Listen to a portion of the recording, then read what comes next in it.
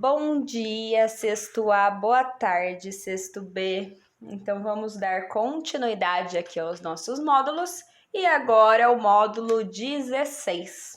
O módulo 16 vai trabalhar a pecuária. Ok? Então, vamos lá. Provavelmente, vocês já ouviram esse nome. Então, o que é a pecuária? A pecuária é o ato de criação de animais, ok? Então, para iniciar esse módulo, acompanhando novamente pela apostila de vocês, a gente vai buscar algumas informações lá no contexto histórico para entender como iniciou o processo aí da pecuária pelo ser humaninho, ok? Então, vamos lá.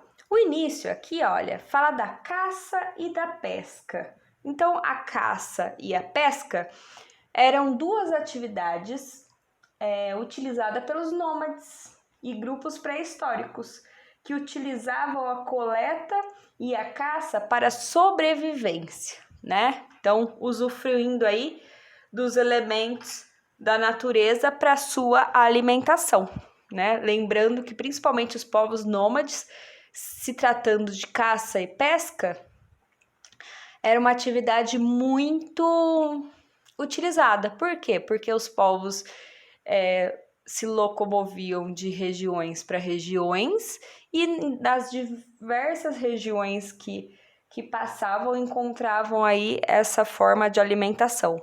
No caso, a partir da caça de alguns animais e da pesca, ok?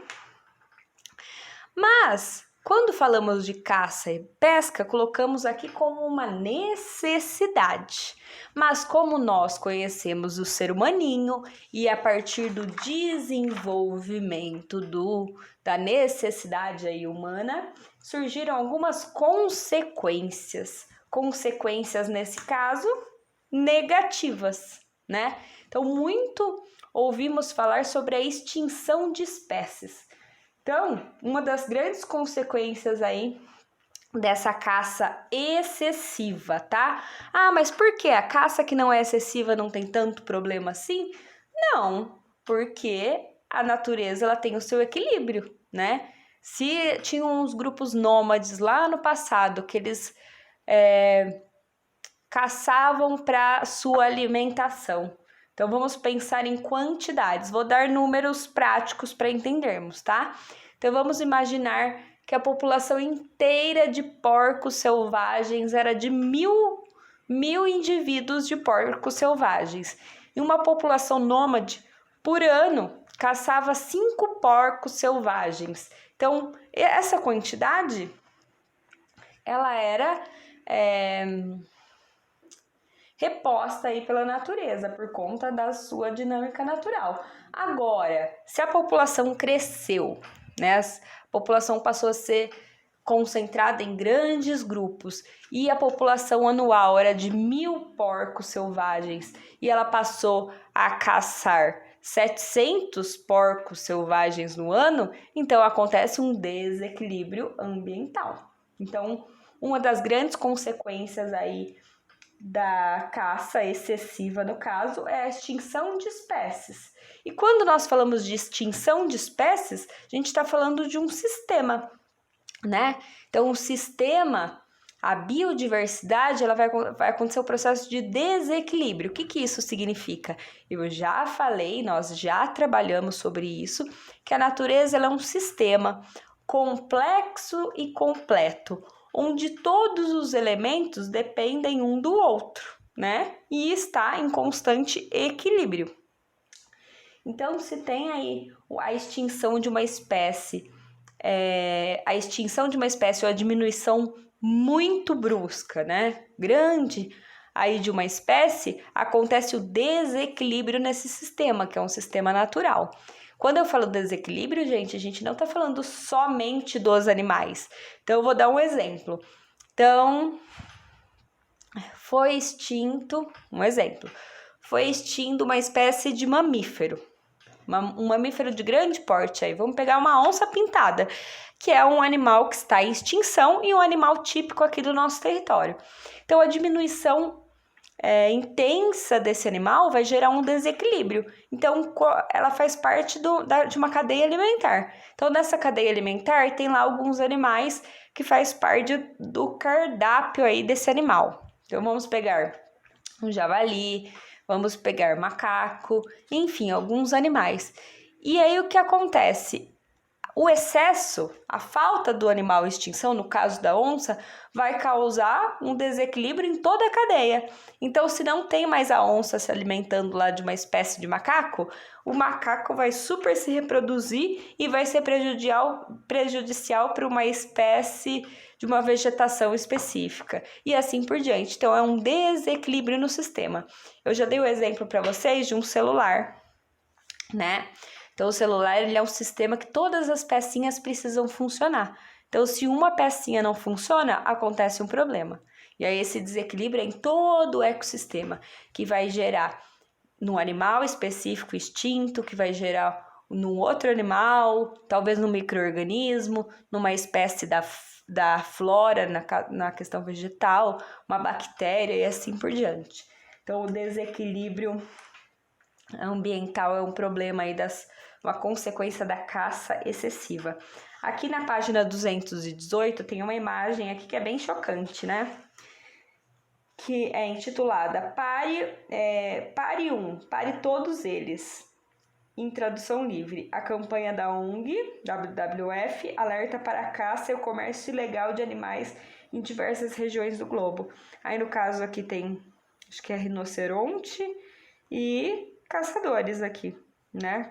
Colocando como um troféu a caça, mas isso é um processo de um grande desequilíbrio aí ambiental. Aqui tem um texto interessante para vocês lerem, que eu sei que vocês adoram essas questões e vocês vão curtir muito esse texto.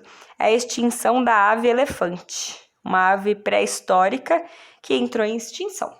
Lembrando que a questão de extinção de espécie, né? Se a gente pesquisar aí ao longo de toda a história do nosso planeta, muitos animais foram extintos, né? E outros estão em processo de extinção. E os atuais é uma ocorrência humana mesmo, culpa do ser humaninho. Aqui na página 219 tem as unidades de conservação. Então, as unidades de conservação entra nessa questão aí de consequências, né? No caso aqui a gente vai falar das unidades específicas, mas que está relacionado também à questão da fauna. Então, o que é uma unidade de conservação ou uma UC? Né? É um espaço geográfico que tenha o intuito de preservação da biodiversidade. E como sabemos, a necessidade de conservação da biodiversidade ela é extrema, né? Para não ter extinção de espécies, da fauna, da flora, o conjunto todo, não acontecer o desequilíbrio aí, ou a extinção mesmo, o fim de algumas espécies, sendo que para a natureza isso vai fazer falta. Então, as unidades de conservação. Aqui ele divide no texto em proteção integral e uso sustentável. Então, o que é proteção integral? São parques, são áreas, são regiões que é terminantemente proibido fazer qualquer uso, a não ser uso indireto. O que isso significa?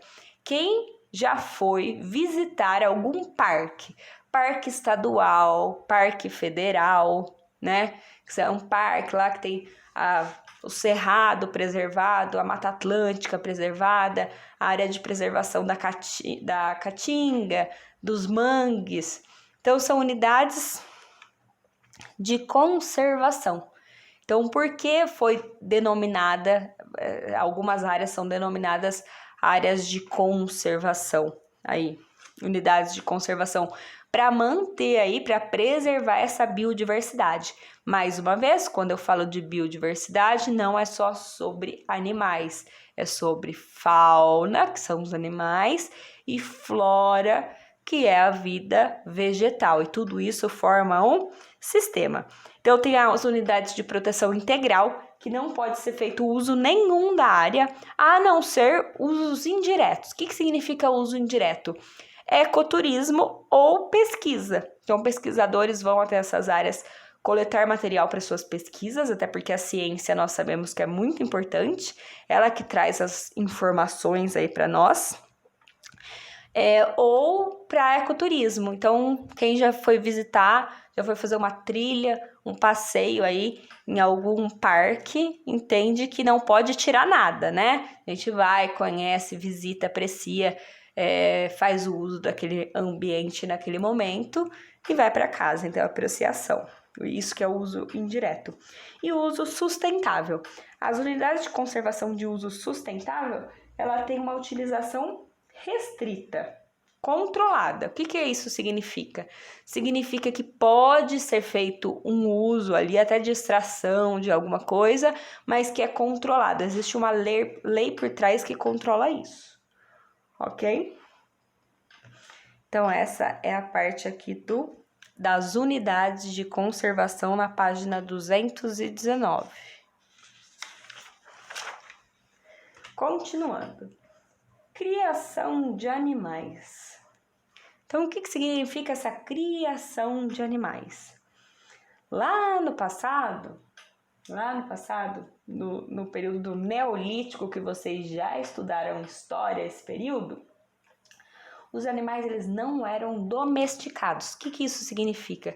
Que eles não ficavam num espaço específico e nem tinham domínio aí do ser humano, né? Eram animais selvagens. Mas o que aconteceu? Começou a iniciar uma aproximação do ser humano com os animais e iniciar o processo de domesticação desses animais. Então, tem alguns motivos pela domesticação desses animais. A questão do companheirismo, um exemplo são os cachorros, né? Gatos. Quem tem aí em casa cachorros ou gatos ou aves? Então, são animais domesticados, que ele tem uma proximidade aí com o ser humano. Tem também a questão de domesticação dos animais por uma questão de necessidade, como transporte, utilização da lã, utilização do leite. Então, esses animais também foram domesticados para servir aí, de uma certa forma, o ser humano. E depois, um outro momento, a domesticação dos animais para a alimentação. Então, ao invés de ter, vou pegar a ideia do porco selvagem, tá?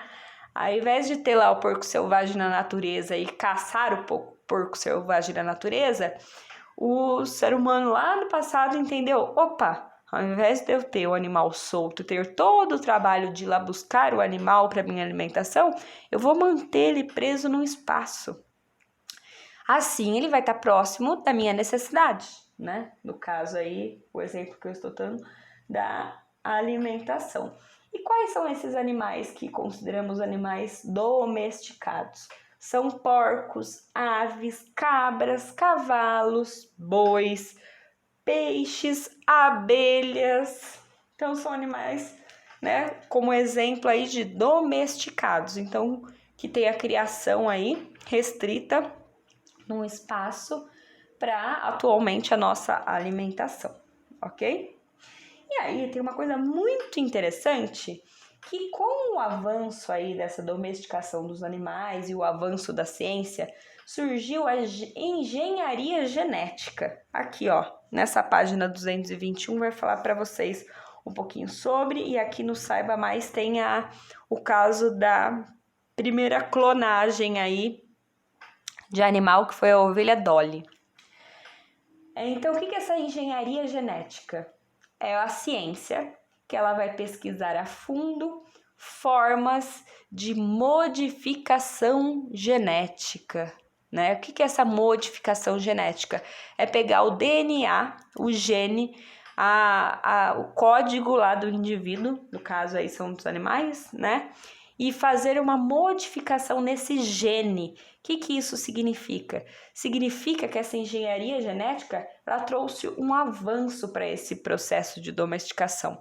Então, os animais agora se desenvolvem mais rápido, os animais agora possuem sua saúde com certo controle, né? Isso por várias questões aí. Não é à toa que nós nos alimentamos de animais.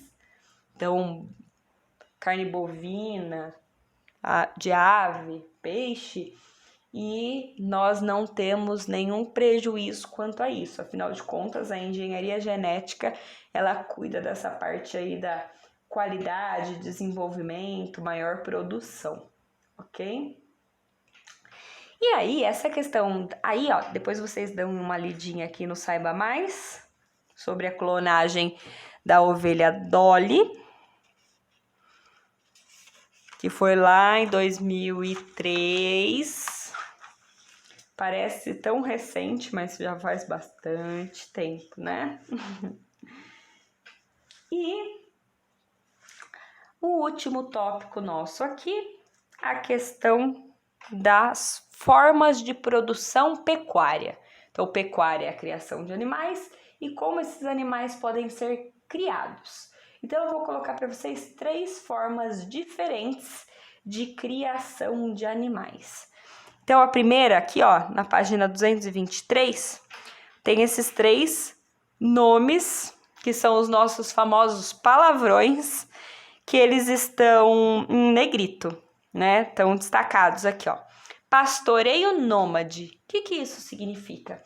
Quer uma forma? Né? Alguns povos aí do mundo, por conta de características físicas, né? De climáticas, enfim, ambiental do local, utilizam essa forma de pecuária. Então, pastoreio nômade, o nome já diz, nômade. O que isso significa?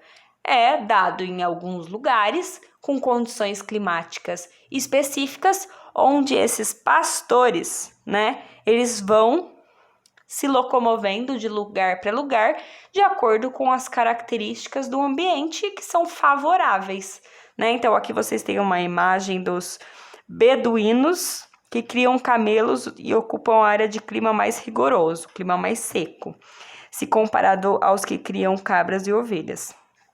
Então, é um pastoreio nômade. O que isso significa? Quando tem condições favoráveis, eles se instalam em um determinado local. Quando as condições estão desfavoráveis, eles migram para outro lugar, em relação à água, a pastos, enfim. Ok? Então, essa é uma forma de pecuária, que é o pastoreio nômade. Depois, nós temos a pecuária, essa daqui, ó, transhumante. Que nome diferente, o que será que isso significa? É bem parecido com a pecuária nômade, mas tem uma diferencinha. A pecuária nômade, ela vai migrando de lugar para lugar de acordo com a necessidade. A transhumante, né? A pecuária transhumante, ela migra, ela tem 2 lugares. Um lugar que é para o verão, para o período mais quente, e um lugar que é para o período mais frio, ok?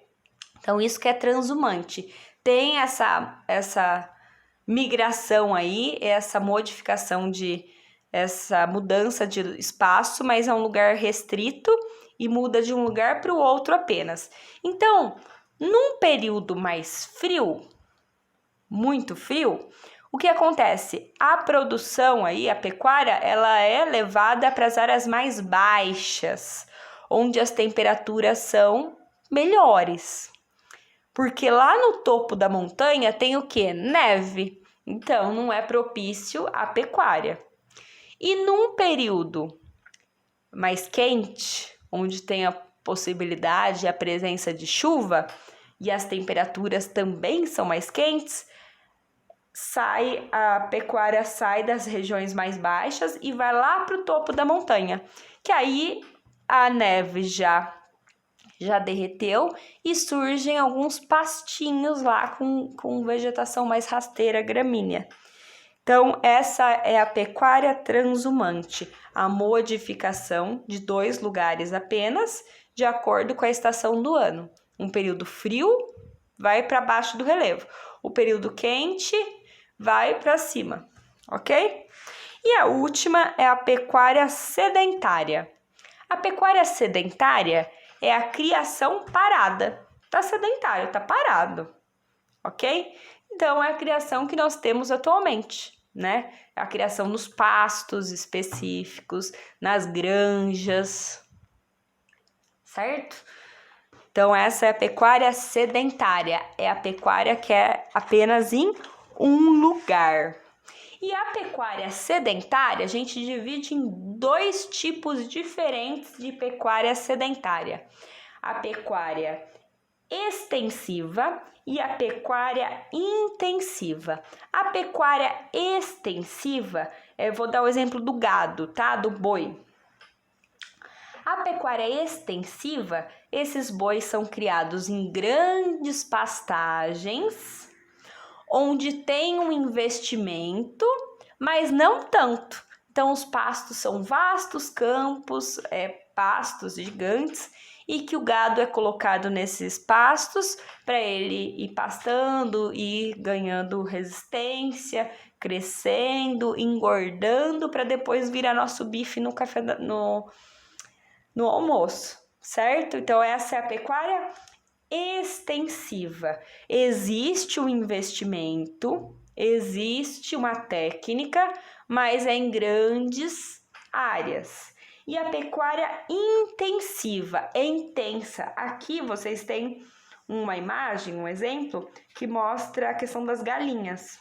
Então, dá para ver que as galinhas, elas estão num espaço muito pequeno, ali sendo alimentadas para elas crescerem rápido para virar o franguinho do almoço, né?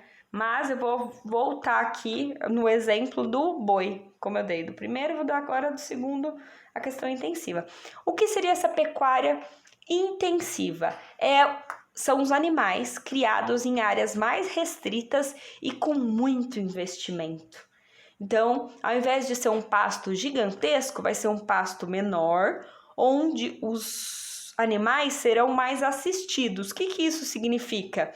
Vai ter um pasto melhor cuidado, vai ter uma vacinação com mais atenção, vai ter uma vitamina, uma alimentação mais específica para esse gado crescer mais rápido e se desenvolver melhor.